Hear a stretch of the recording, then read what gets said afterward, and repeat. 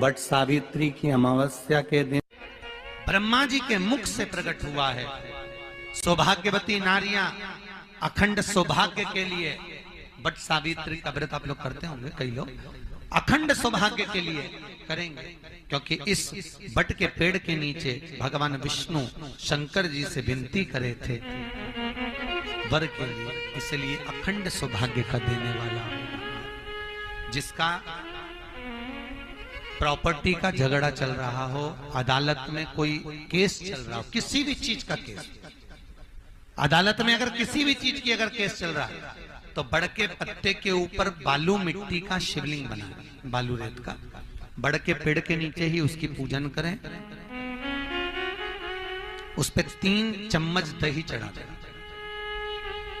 अपनी मनोकामना कर कर दही चढ़ाकर उस दही को चम्मच में वापस लेकर जाए, शंकर जी की पूजन कर कर उसको विसर्जन करें। वो दही जो लेकर आए, जब अदालत कार्रवाई हो और आप केस के लिए अदालत में जाएं, उसको चंदन में मिलाकर तिलक कर कर जाइए, आपका काम विजय प्राप्त होगी, काम फतेह हो जाएगा। बटकेश्वर महादेव का स्मरण करने से कार्य की सिद्धि होती है। जिस बच्चे का एग्जाम में पास नहीं हो रहा हो, अच्छे नंबर नहीं आ रहे हो, वो भी इस दही का तिलक लगाकर जा सकता है। बटकेश्वर ऐसे भगवान शिव विराजमान हैं।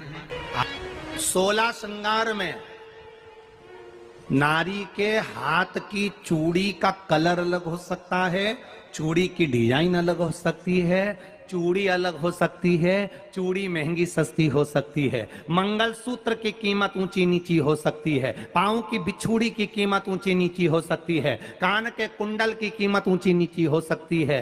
तुम्हारे शरीर पर जितने जितने 16 श्रृंगार हैं उसकी कीमत ऊंची नीची हो सकती है। केवल मंगलसूत्र की डिजाइन बदल सकती है, नाक की लौंग की डिजाइन बदल सकती है, कान के बुंदे की डिजाइन बदल सकती है, हाथ की चूड़ी की डिजाइन बदल सकती है, पांव की पायल की डिजाइन बदल सकती है। केवल नारी के 16 श्रृंगार में एक श्रृंगार ऐसा है जिसकी कीमत जो पहले थी वही कीमत आज तक है और उसकी डिजाइन आज तक नहीं बदली। वो मांग का सिंदूर है, एक जैसी डिजाइन है और एक जैसी कीमत है। सारे श्रृंगार की कीमत अलग, पर मांग में जो सिंदूर डाला जाता है वो एक कीमत का होता है, एक डिजाइन का होता है और एक जैसा होता है, और वो सबसे भारी होता है। सावित्री यमराज से कह रही है मेरे पति को छोड़ दो। यमराज कह रहा है सावित्री तेरा पति मर चुका है, मांग के सिंदूर को पोंछ दे। सावित्री कहती है पूरा श्रृंगार उतार दूंगी पर मांग का सिंदूर नहीं पूछने दूंगी। तब यमराज ने कहा जब तक तू मेरे मांग का अपनी मांग का सिंदूर नहीं उतारती तब तक तू मेरे पास नहीं आ सकती।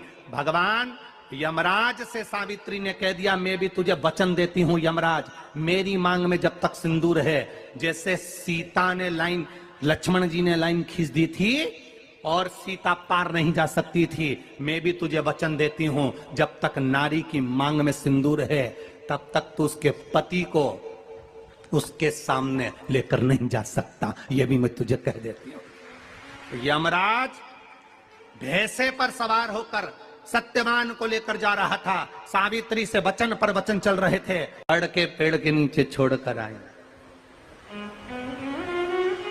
क्या चाहिए तुझको, क्या चाहिए तुझको, क्या दूं मैं तुझको, कुछ मांग ले मुझसे।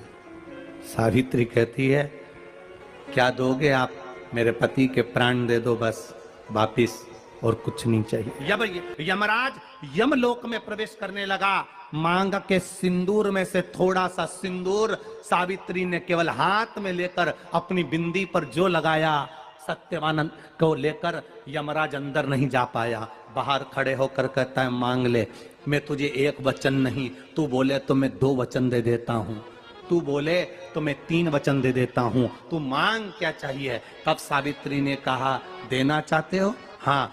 अब यमराज को लगा कि लालच में पड़ गई सावित्री, तब कहा पहला वचन दीजिए, मेरे अंधे सास ससुर के नेत्र वापिस आ जाएं। यमराज ने कहा तथास्तु।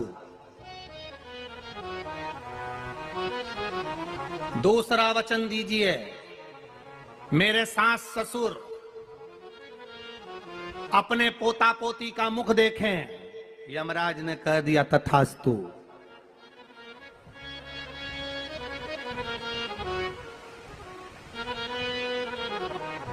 जाओ। यमराज जाने लगे, फिर आग जलने लगी। कहने लगे अब मैं अंदर क्यों नहीं जा पा रहा हूं? सावित्री कहती है तुमने वर दिया है, मेरे सास ससुर पोता पोती का मुख देखें, उनके बेटे को तुम ले जाओगे तो पोता पोती कहां से होगा? छोड़कर जाओ। सावित्री है, पति को वापिस लेकर आ गए। कर्जा मुक्ति के लिए सारे वृक्षों में अगर कोई श्रेष्ठ वृक्ष माना गया है तो वो बट का वृक्ष माना गया महाराज। इसलिए प्रशासनिक कार्य के लिए, मानसिक टेंशन में, परेशानियों में बटकेश्वर महादेव का स्मरण किया जाता है। और यदि निवेदन करूंगा, बहुत ज्यादा यदि आपको कर्जा हो गया है, बहुत ज्यादा कर्जा हो गया और वो कर्जा चूक ही नहीं रहा, तो थोड़े दिन बड़ के पेड़ के नीचे आप बटकेश्वर महादेव के लिए 1 लोटा पानी, उसमें थोड़ा सा पिसा हुआ चावल पीस के गला लेना चावल को और पीस लेना, पीस के उस पानी में मिला लेना और मिलाकर उसमें थोड़ी सी हल्दी पिसी हुई डालकर बटकेश्वर महादेव के नाम से बड़ के पेड़ के नीचे अपनी कामना कर कर जो कर्जा हुआ है उस कर्जे का भान देते हुए, स्मरण देते हुए छोड़ दे। महाराज 2 या 3 सोमवार एक ही जगह पर करना। 3 सोमवार बाद वहीं से बड़ के पेड़ की थोड़ी सी जड़ उठा लाना और उस जड़ को कोई धागे में बांधकर या तो अपनी गले में डाल लो या अपनी जेब में पटक लो, उसको थोड़े दिन पटक कर रखना, लगभग 2 से 3 महीना पटक कर रखो। वो जड़ जैसे बड़का पेड़ विस्तार होता है, पानी गिरे ना गिरे, जल वृष्टि हो ना हो, गर्मी पड़े ना पड़े, उसको कोई फर्क नहीं पड़ता। बड़का वृक्ष आप रूप फैलता जाता है, उसकी जड़ें अपने आप प्रबल होती है। उसी तरह ये बटकेश्वर महादेव कहीं से भी अगर जड़ आपके पास में रखी है 1 महीना, 2 महीना, 3 महीना तक, तो ये जड़ अपने आप लक्ष्मी को पकड़कर खींच कर लाती है और कर्जे से मुक्त कर देती है। बटकेश्वर महादेव। पत्नी को कभी हल्का मत समझना,